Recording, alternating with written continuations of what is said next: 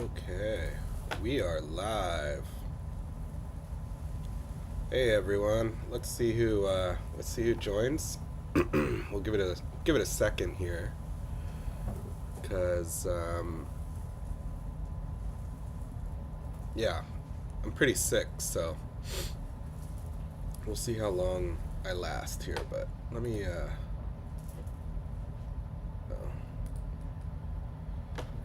get set up so I can see everything going. How do I shoot? I kind of one thing I need to be able to see the chat, right? Because I want to be able to talk to you guys, but I can't really see the chat right now. So let me figure out how to bring that up. Um, Maybe it's under properties. No, that doesn't look right. Maybe settings. Excuse me. Appearance, stream, output. Nope. Video, audio, hotkeys. No. None of this. Very interesting. Studio mode. What's studio mode? Nope, that's not it. Okay, let's check settings, program, output selection. Okay. Okay. Well, I don't know. I'm doing all this on a separate screen because one thing I realized is I've been doxing myself a little bit on my other streams. So yeah, let me see if I can figure it out on this side on my channel. If I go to channel and then I go to here we go.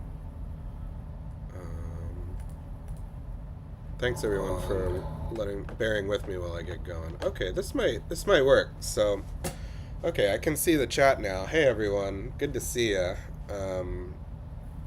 Yeah, good morning. I know it's 1 p.m. I actually just woke up. It's been so I'm very ill. I'm sick. So I'm feeling a little better. The first 2 days were really rough. So today's the third. Actually, I was feeling ill all week. I could kind of at first it was just such fatigue. I really couldn't wake up. And yeah, it was just rough in terms of energy. I had to work all week and just couldn't wake up at work, and then by Wednesday is when the first inklings of a sore throat sort of set in, and then Thursday I was wrecked. Yesterday I was wrecked, and today I'm still pretty out of it. We'll see how long I last in this live stream, but I'm feeling okay. At least I got to sleep. The problem for me is with congestion. I don't sleep very well. So the the sleep deprivation really gets me. It's really rough. I can't and I can't function without sleep. I mean, who can, right? So yeah, that's been the hardest part. It's just sleeping. I've been propping myself up on my pillow, so I don't. If I lie flat, I get completely blocked up. Um, so I have to like sleep kind of propped up a little bit, and then that's I've been here many times before, so it's not unusual. It's just annoying, these colds, right? But I also seem to have picked a good day to get sick because it's a cold, snowy day, and this kind of weather. I don't mind filming in it. Like, you can see my early videos from last year. I was out in very cold weather. I was out in the snow, and doesn't bother me being outside. But Um, but I do want to show, the places that I want to take you guys to. They're better seen in the summer, spring and summer when the leaves are out. So maybe it's okay that I'm not filming right now anyway. And instead, we get to hang out here. Now, I do want to do one thing. I'm trying to figure out how to set up, because I can see the chat right now. I can see you guys in on the YouTube side, but I use a program um, for this live stream called OBS, and OBS allows you to see the chat in the live stream in OBS. So I'd like to be able to do that so I can see you in real time.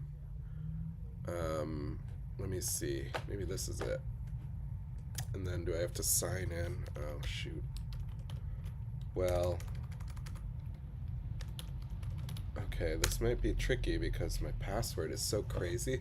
I set this very complicated password for my Google account, which is, it's smart. Like, you should have good, strong passwords, but to type it in is like a whole ordeal. So hold on one second. I gotta, like, I put so many capital letters and numbers and all sorts of stuff in there. So it's a pretty rock solid password, but it takes me like a good 5 minutes to really pay attention and type it in here.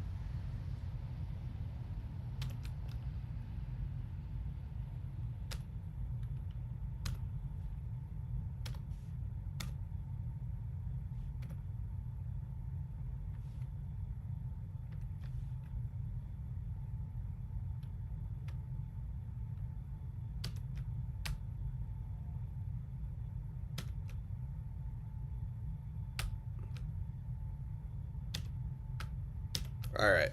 Hopefully that freaking works. Man, what a password. That is a beast of a password. Okay, cool.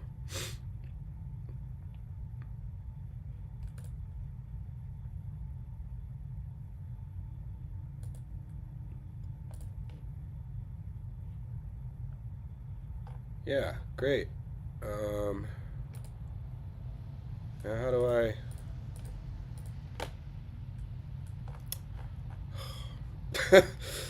Oh, technology. I just want to see the chat, guys. How do I do this? Well, alright. This is not working. Doesn't matter. Can I see you in here? I can see you guys. Yeah, I got a square. Yeah, saline up the nose. That that works. It just I've got this saline spray, and it's like it works, but it just floods everything, right? So it keeps my throat hydrated, which is good. Um, I hope you guys don't get it. Yeah, feeling cozy right now is the way to go. Neti pots are cool. I honestly, neti pots, they work momentarily, but then the neti pot, I've noticed when I use a neti pot, first of all, I'm not very good at it, so I cover myself and I just get like water everywhere, and I just get wet. So I'm not.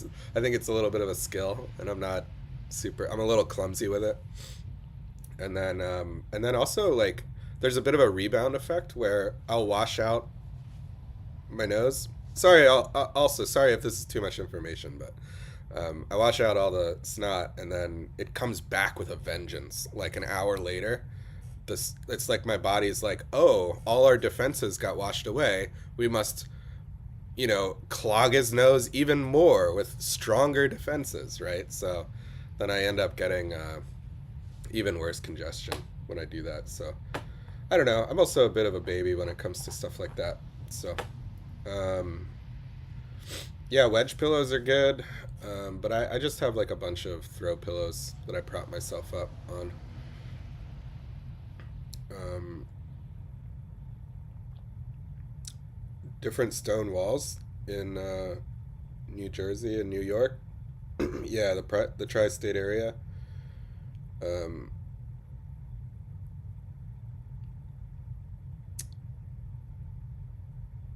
Yeah, the gunks. Oh my gosh. Hey, if you're familiar with the gunks, I mean the Shawangunk. I don't know how you locals say it. Shawangunk Mountains. I call it the gunks because I used to be really into rock climbing when I was in college, and we used to go to to the gunks. I've been there a couple times. I don't know about a lot, but I had a friend who would go almost every weekend. I went there maybe once or twice. That was pretty fun. I remember, tell me if this is wrong, but if you know about the climbing community there, I remember the gunks are known for like nude climbing. Like a lot of like naked hippies go there to climb. So that was always fun. Yeah, happy snowy Saturday, everyone. Um,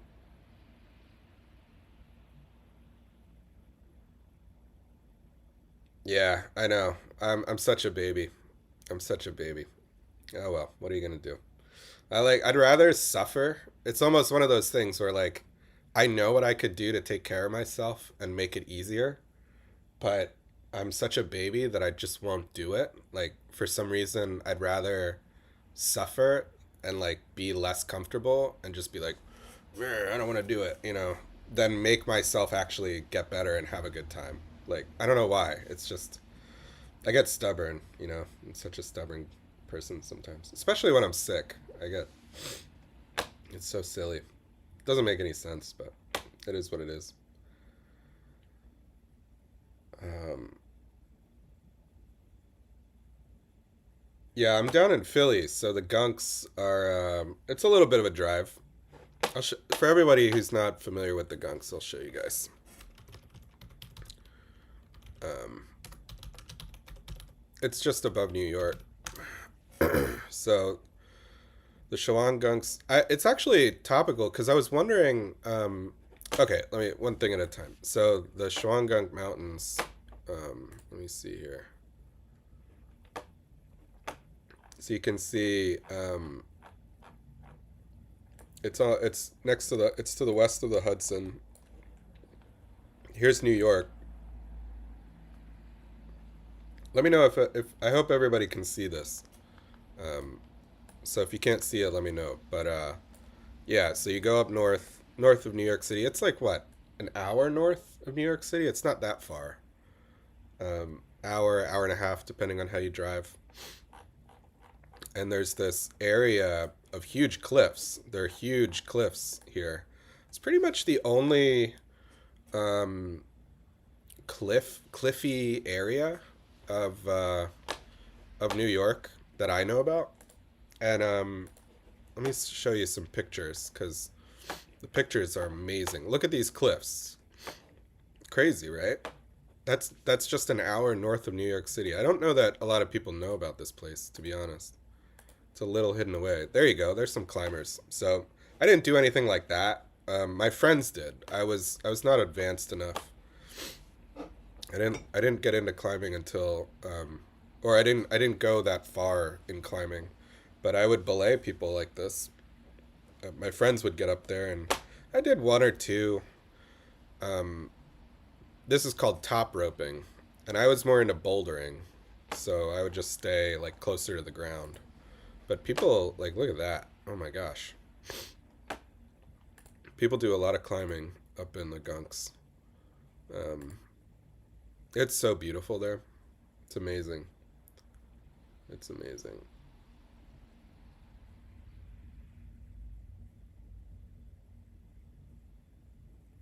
Vitamin C. Yeah, I've been overloading with vitamin C. I've been drinking tons of orange juice. I have vitamin C tablets. So, all good there. But yeah, look at the gunks. Wow. So, you know, it's a famous climbing spot.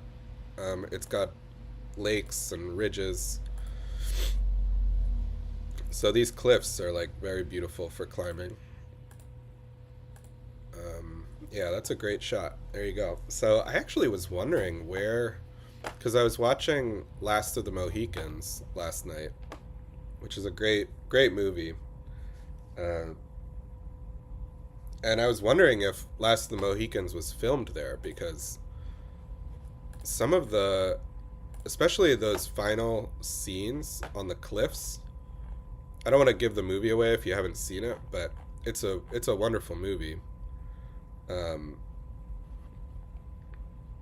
but the the final scenes on the cliffs where they're chasing each other across, like this is sort of the final scene, so I won't give it away too much. But wait, this guy found it? One second. That's exactly what I was wondering is, oh, rock. Oh, it's North Carolina? I was gonna say it could be the Gunks because it looks like those cliffs. But Chimney Rock State Park, North Carolina. I want to look that up. Chimney Rock State Park. So, those scenes were so beautiful. I mean, it's incredible. Wow. Okay. That's a cool shot. Wow. That's impressive. Chimney Rock. Okay. Oh, you can kind of see the cliffside on this shot here. Okay, interesting, interesting. I was wondering where it was filmed because they're running along these cliffsides in this scene, and it's incredible. I mean, the way these guys ran.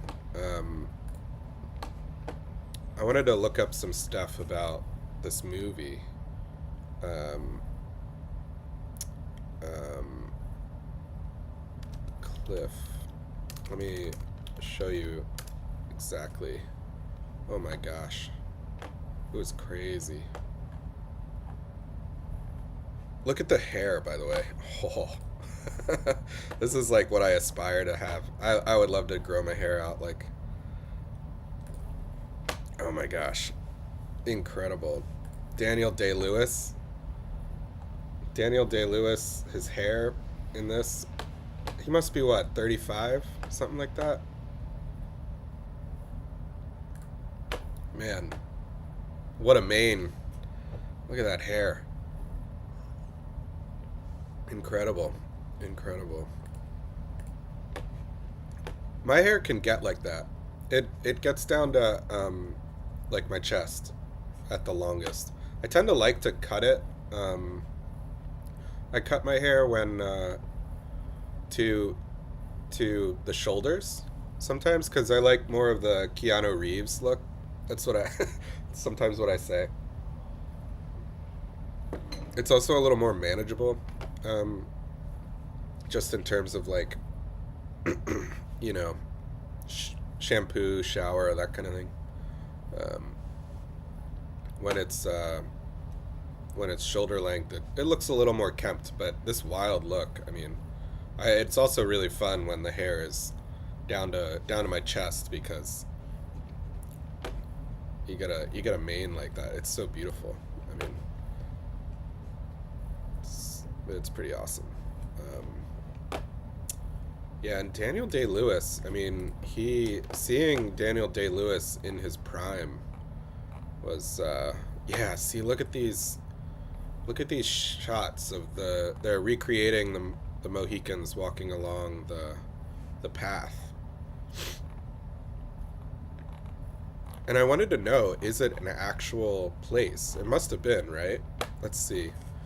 For history buffs and movie buffs alike, The Last of the Mohicans is a film that stands the test of time. From historical tidbits to spine-tingling battles, intrigues, and romance, there's no doubt as to why it's become a revered classic. So much so that generations of moviegoers aspire to walk the footsteps of Hawkeye, Cora, Magua, and the Mohican and Huron tribes. While the movie as a whole was filmed in multiple locations throughout North Carolina foothills, some of the most memorable scenes were shot in Rutherford County's Chimney Rock State Park. Views of the Huron village. Hike the Outcroppings Trail or take the park's elevator up to the Sky Lounge and exit to find one of the most incredible views of the foothills have to offer. Excuse me. The 535 million year old monolith known as Chimney Rock, wow, stands 2,280 feet above sea level. In North Carolina? Really? That's amazing. I had no idea. Okay. Um, Above sea level offers a 75-mile panoramic view of Hickory Nut Gorge, Lake Lake Lure, and the surrounding mountains. It may technically no longer exist, but if you look just above Chimney Rock Village, close to halfway up the mountain, you can still see where the Huron village set once stood. What does that mean? The Huron village set. Okay. Inspiration Point and Groundhog Slide. The cinematography in The Last of the Mohicans is some of the most breathtaking ever shot. Okay. Camera crews used this vantage point to capture panoramic views of Hickory Nut Falls. Yeah, more about the movie. I don't want to give away any spoilers, so I'm not going to read that. You may be able to recognize the area where Uncas and Delawares hold their war ritual and the sweeping views from after. So is this all just, This is all just stuff from the movie. It's not like actual history, right? There are a lot of spoilers in here, so I'm not going to read more about it. But man, that's cool that it's a real place. Let's maybe put that in. Chimney Rock, North Carolina. Wow. So where is this? Oh, it's close. It's sort of in the middle of the state. No, it's over by Charlotte. Where's Asheville? There's Chattanooga. I've been to Chattanooga a bunch of times. Yeah, I guess it's near Asheville. Okay, that makes more sense. This is Asheville. That makes more sense. Because Asheville's in the Smoky Mountains, right? So I did know that there are some serious mountains around Asheville. That's true.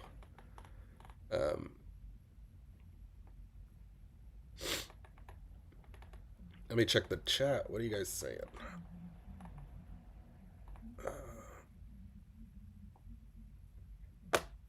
Yeah, Keanu's such a good guy, right?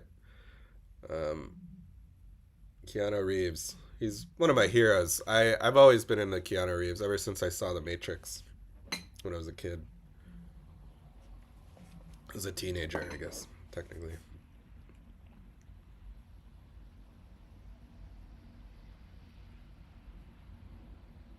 Wow, that's a good.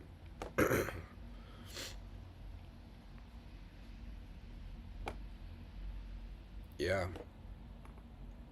Yeah, there's so much in Pennsylvania. There's so much all over, honestly. I was I've been looking for interesting spots, and this there are definitely spots where the stars, I'm a little skeptical of a lot of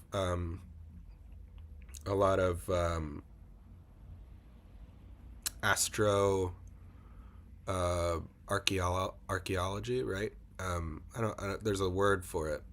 Basically, like um, ancient astronomy and rocks aligning. It's a whole subset of archaeology, like finding these spots where ancient people found the equinox. Those are really difficult because they're not falsifiable in scientific terms. Like it's very difficult to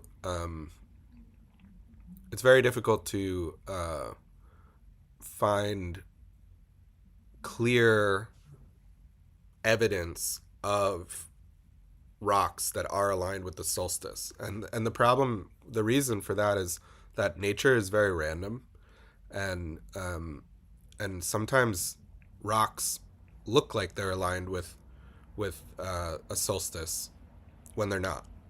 They just happen to be, a glacier will drop a rock in a certain spot, or erosion will push a rock into a certain spot, and it's very random. But you get a couple 100 million years of erosion and rocks moving around, and some of them are going to align with something in the stars. So those sorts of alignments are very intriguing, and it's not that they couldn't have been used by ancient people, but we just don't know for sure. So I'm often a little more skeptical of stuff like that. But I was looking at one. What was it called? In Pennsylvania, there is, Pennsylvania. There's a guy who, he calls it Council Rock. It's in the northeast part of the state. Man, this is really not a good. I didn't search that well at all, did I? 1 second. Okay. I just typed in Pennsylvania, Council Rock, Northeast. That's not. Council Rock archaeology site. Let's see. Okay, so there is this one spot, and I'm gonna try to visit it because it's interesting. It's actually a spot where there's been a rock shelter found. This rock shelter was found next to, it's called the Alpenglow rock shelter. And it's been found a couple 100 yards away from a series of boulders. So this rock shelter was sort of first noticed in 2008, I guess that's what this says. But it wasn't excavated until recently. And when they excavated it, they found this arrowhead in the rock shelter, which basically proves that this boulder was a rock shelter. Now you're probably looking at this and you're like, wait a second, how do people fit in there? That's not much of a shelter, right? It's not much of a shelter. Like you couldn't really sit. You couldn't even sit upright in there. So how would it provide shelter for a family or for anyone in there? And the answer is really that over thousands of years that the shelter was used, the soil slowly filled it up. So the floor of this shelter is actually many feet below the ground. Like the ancient soil surface was probably 6 to 10 feet, maybe even 15 feet lower than what you see here, the current rock shelter. And let me see if I can zoom in a little bit. I really wish I could zoom in. I can't. Maybe this one? No. So archaeologists, when they look for a site like this, they're imagining where the floor of the rock shelter would have been 1,000 years ago, 5,000 years ago, 10,000 years ago. You have to imagine over those periods of time, the soil fills in the rock shelter, which is really good for a couple reasons. First, it allows for a lot of stratification. Oh, do I have stuff on my face? All right, sorry. It allows for stratification of the soil layers, which gives the ability to date any artifacts that are found in those soil layers very well. So the lower soil layers are going to be older than the higher soil layers. Right. Sorry. Again, I'm a little sick, so bear with me here. I might zone out for a second. So, and those soil layers are going to be very well protected under the rock shelter. So the rock shelter can give very good dating. The other reason it's interesting is that this rock shelter is sort of halfway down the side of this hillside, as far as I've been reading. And there is a spring that is near this rock shelter. So there was like a couple 100 yards away, or not 100 yards away, like 50 yards away maybe, or 100 feet away, something like that. There's a spring, so that provides a water source, which would have been utilized by ancient people who lived there. So all these little context clues come together to point to this boulder as this little cave under this boulder as an ancient rock shelter. And sure enough, when it was finally excavated, it revealed itself to have been used. So the reason this caught people's eye was that this guy, I've sent him a message on Facebook, but this guy bought this property somewhere in northeastern PA, and he was walking around his property and he noticed a bunch of boulders. You can see here, this is a picture of the boulders, and he noticed that these boulders on his property were all aligned in a row. I don't know if you can see that, but there are four major boulders. This one's kind of off to the side, so it's not in alignment. But there are three, 1, 2, 3, and they're all in a row on the hillside of this boulder. And this last one especially has this carve out, which you can see in this photo here. It's a little curve. Several of the boulders have little notches and carve outs that look like they could have been made by a human being. Again, this is all very speculative because it's or what is it? Astro. They call it archaeoastronomy. It's an archaeoastronomy site, so it's very speculative. Like, you can't really, it's very difficult to tell if this curve in this boulder was made by a human being, right? Like, we don't really know. But it's possible. And the fact that these boulders align, people are going to be tempted to say, well, these boulders were moved into position. Right? Like, we can't really say if those were moved into that position. But nature, what we can say is that there's a principle in philosophy of science and philosophy in general, but philosophy of science, called Occam's razor, Occam's razor is more or less the idea that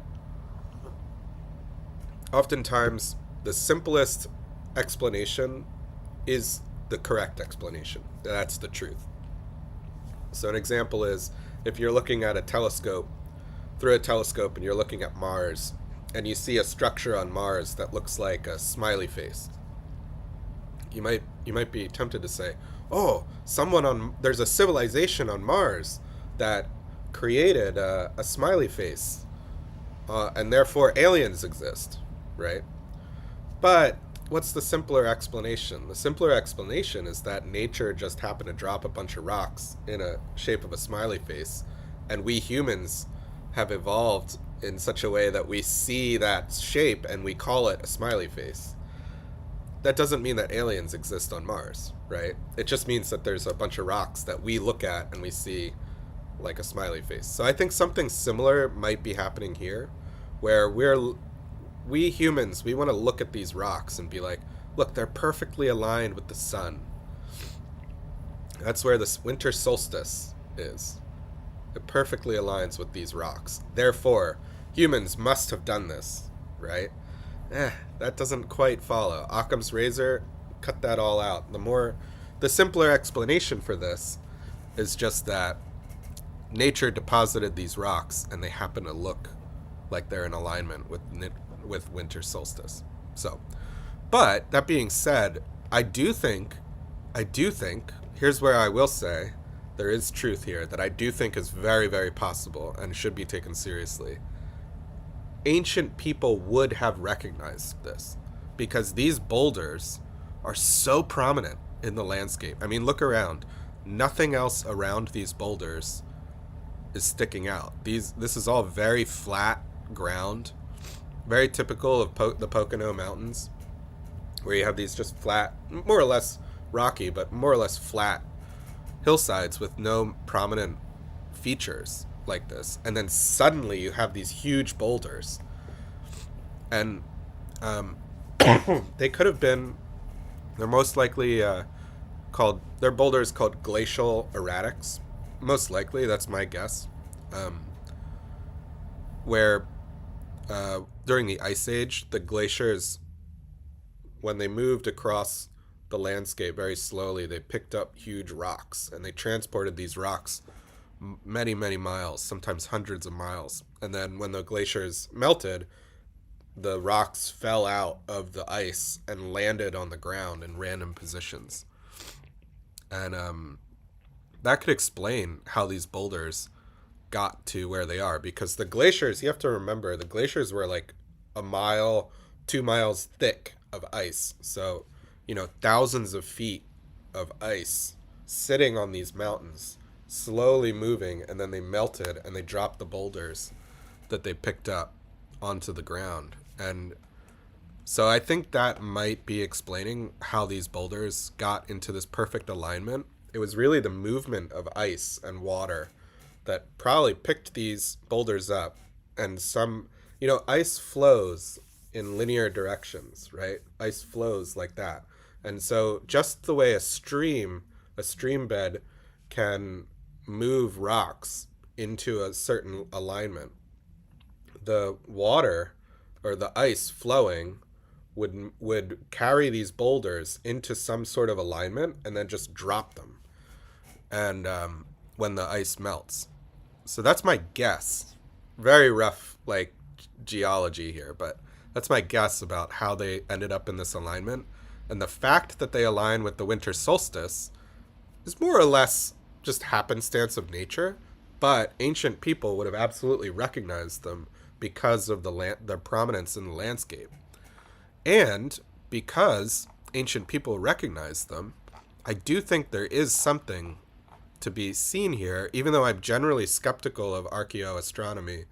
There are a lot of claims about archaeoastronomy just because of the prominence of these rocks in the landscape, and this boulder has this carve out that could have been man-made. That seems very possible to me. I do think there is something here, and the real cherry on top for this argument is the existence of this rock shelter, which is just a very close by. It's like a couple hundred, maybe let's see if this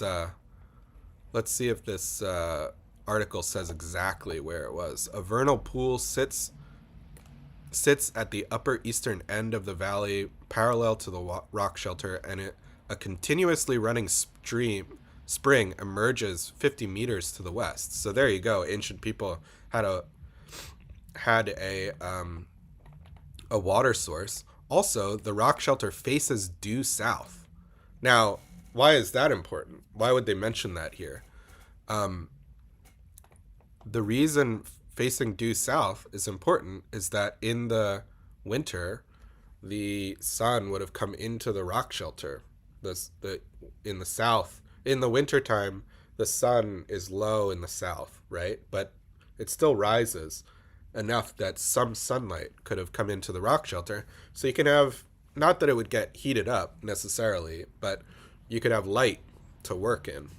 During the day, you could be sitting in the cave and you'd have sunlight coming into the cave from the sun facing the south. I mean, every gardener knows this, right? That if you're trying to grow anything, you want south facing windows. When you're looking at houses, to buy houses or apartments, wherever you want to live, south facing windows is something people pay attention to in real estate, right? Same way in a rock shelter, they would have been paying attention to south facing caves, So the fact that this cave shelter was found near, it says the nearby Council Rock site, is still controversial, but it sits about 200 meters east.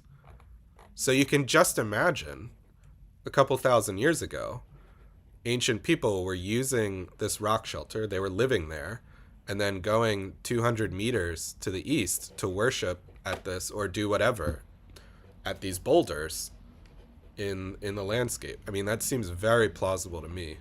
In fact, just knowing about how ancient people work, right? And how these sorts of sites catch the eye, they catch attention when you're in an ancient landscape. I'd be almost more surprised if ancient people didn't pay attention to this, just because of how unique it is. You know, like imagine being an ancient person and noticing these three or four boulders in this like field where there's generally nothing else, just being like, meh, nah, that's not interesting, right? I don't think that makes sense. I think people would have noticed this formation and at least it would have had a name. You know, people, just because people could be like, hey, you know, imagine two ancient people hanging out in this rock shelter and being like, oh, go that way past the boulders and you'll find another, place, right? It's like, yeah, go that way. Which way should I go? Oh, past the boulders.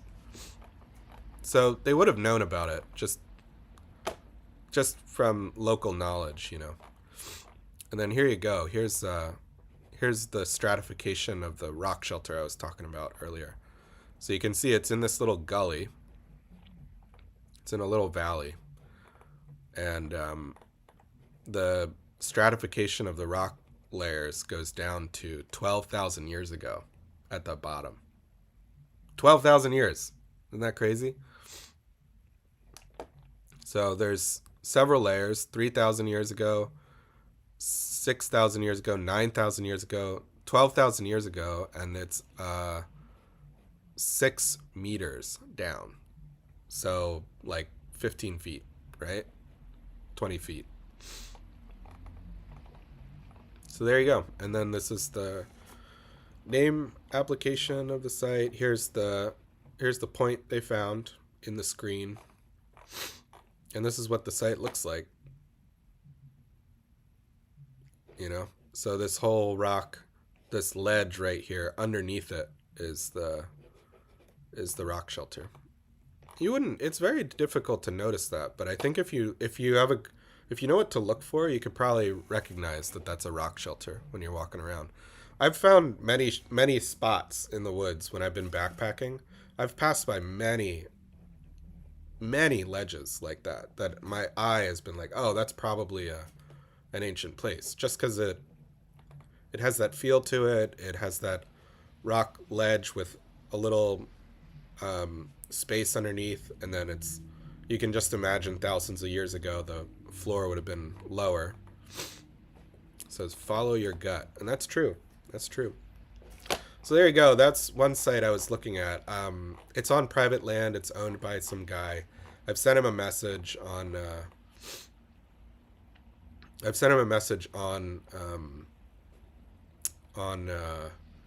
Facebook, but I did want to take a look at where exactly. So it says in the application, it says it's in Lucerne County, Laurel Run Borough. Laurel Run, PA. Oh, that's not too big. That's not a big place. Yeah, and look, it's right near the mini sink area.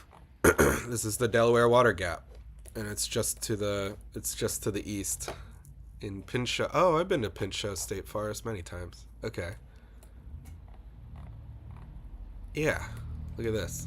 So it's probably somewhere here. It's probably like up on this ridge right here or somewhere over here.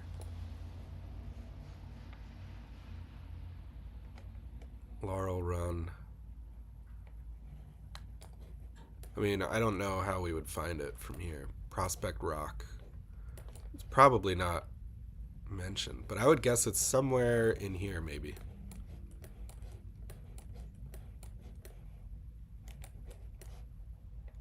Who knows? But yeah, somewhere around here. I'll find it, but it's on private land, so I gotta get it. I gotta talk to the guy, and then we'll go visit. So there you go. There's my little spiel about that. Let me check.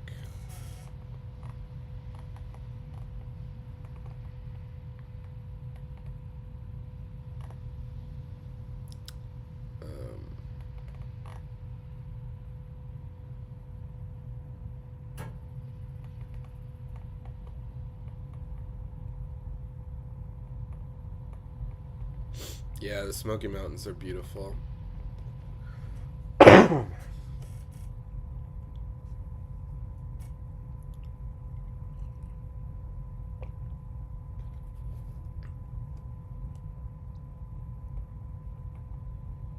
um, okay, interesting. There's stones off Route 17 in New York.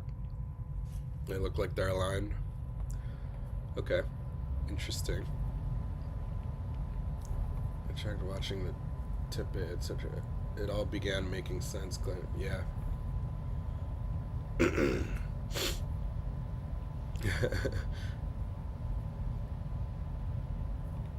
You're not a nut. I mean, we're all nuts. I'm a nut.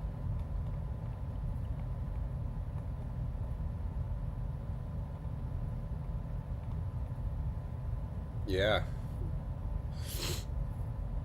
The waterfall below the light somehow will confuse most. Forgetting one is underground. Some of our life-saved bunkers as well. Yeah.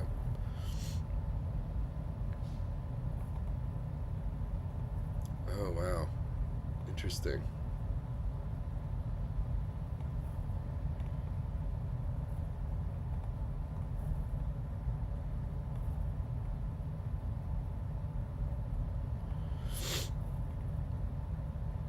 Guys, I'm pretty sick. I'm starting to feel it. Not gonna lie.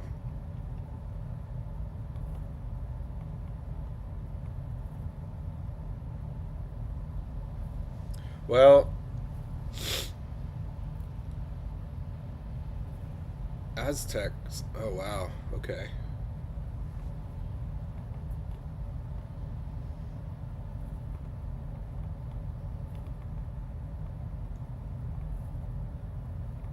I'm trying to keep up here.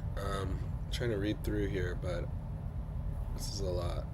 Um, not gonna lie. Hmm.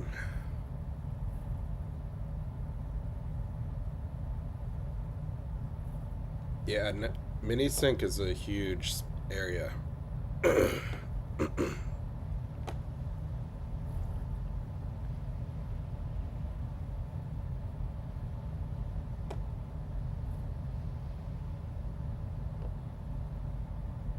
Oh.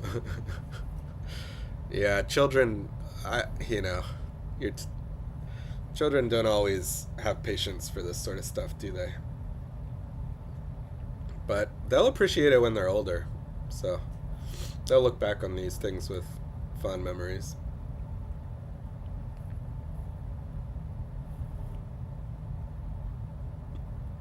Wow. Basher Kill Falls? I don't know. Yeah. Well, okay, that's a lot. KD, that's a lot of information for me. Thanks for posting all that. I'll have to go back and look. I think your daughter, she'll eventually. This is the thing. When I was growing up, I used to. My parents were very generous, and they liked. I was very interested in nature, and my parents would often stop the car, and I'd see something out the window, and they'd stop the car and I'd jump out. I remember one time in particular, I saw an old wasp's nest it was dead. It was the middle of winter, We were driving through the Delaware Water Gap, and I remember out the window I saw a wasp's nest, and I told my parents, hey, stop, stop, stop, let's pull over and see it. And we got out, we went over. It was on the side of the road, and I think my dad broke it off, or maybe I broke it off. I don't exactly remember, but it was just very low. It was close to the ground. Big old wasp's nest, like the size of a watermelon. Huge wasp's nest, and like a big watermelon, like this big. And my parents graciously, they had a trash bag, so they we broke it off the branch, and we put it in a trash bag. And when I got home, I put it in my room. I remember as a kid, it was my favorite. It was so cool. And then, of course, it's a wasp nest, and it's not, wasp nests are like made of paper mache type material, because the wasps use their spit to make this. It's almost like paper mache. It's very delicate. And when it fully rots or dries out, it starts to disintegrate. And I remember in my bedroom, over the course of several months, this decaying, disintegrating wasp nest was like chunks were like falling off, sloughing off these like huge sheaths of wasp paper mache type material. My whole room got covered in this like little bits of wasp nest, and it was kind of a disaster. After a certain point, we got rid of it, but I still had chunks of it for years after that. But it was really cool. It was amazing. I'll never forget, like, as it fell apart and broke apart, it revealed the inside of the wasp nest. And I remember realizing how much, like, the intricate architecture of the wasp's nest, the layers inside this this thing. So I'm very grateful to my parents for indulging me in that, and I think they wanted to foster my curiosity about the world, and that was very meaningful to me as a kid. So I think children appreciate it, and I appreciate it. I think at the time I didn't realize how important that was to forming me as a person. But those little moments really did, and my parents really, I think they fostered that curiosity in me that has always stuck with me about going forward in my life. So yeah, I think as you're doing a good job as a parent if you foster that sort of that curiosity about the world in your kids. So they'll appreciate it when they're older and they'll look back. Oh, you have a sandwich bag? Yeah, a hive in a sandwich bag? All right. Oh no. Yeah. Yeah, a little guy stuck in there. The head sticking out. Yeah, that's how it goes sometimes, you know. As long as it's well and truly dead. Um,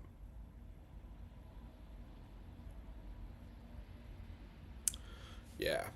Wasps and bees are very important. That's very true. Very true. So,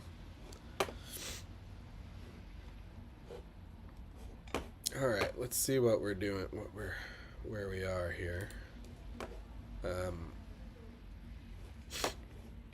what else do you guys want to check out today? I mean, I'm just hanging out. Um, there's something going on here that I'm definitely gonna look at, but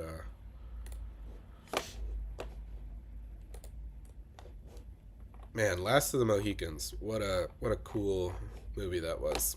I remember seeing it. I've seen it before. It's not that I haven't seen it before. I saw it on. It was. I have a vague memory of watching it on daytime TV in the '90s because it came out in 1992, and then I think I was in elementary school in like 1998 or something, and I remember watching it, and I didn't understand it at all.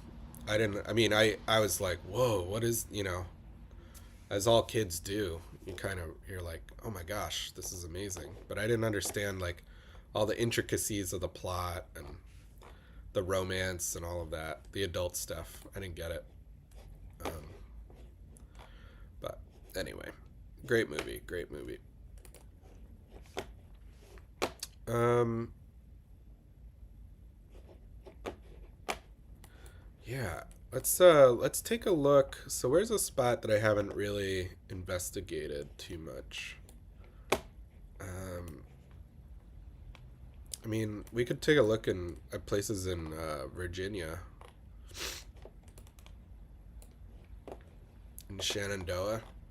My parents used to like taking me. They used to go down to Shenandoah sometimes, so I've been down there. Um,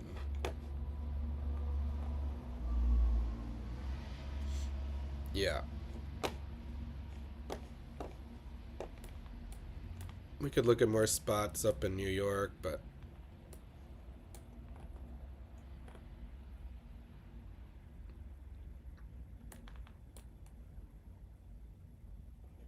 I don't know. I'm also maybe I should go back to bed. I'm pretty ill. I'm pretty sick.